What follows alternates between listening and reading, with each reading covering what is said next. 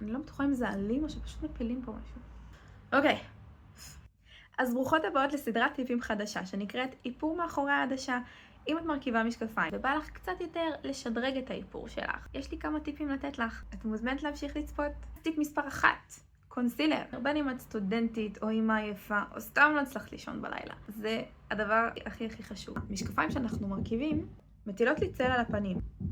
צל. אני רוצה לנטרל את הצל הזה, בנוסף לקהות שכבר יש לי. אז מה שאנחנו נעשה, קונסילר. אני מניחה את החומר מתחת לעיניים איפה שיש לי את הקהות, ונותנת לו לשבת למשך דקה-שתיים.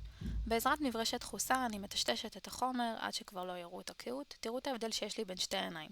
עוברת כמובן לעין השנייה, ואחר כך עם פודרה בתפזורת אני מקבעת את הכל כדי שיהיה לי עמיד לאורך כל היום. תראו איזה יופי ואיזה אור זה נותן לי בפנים. אפשר לראות שכשאני מרכיבה את המשקפיים, הפנים נראות הרבה יותר מוארות מאשר מקודם. תודה רבה שצפיתם, ולטיפ הבא, בואו לסרטון הבא.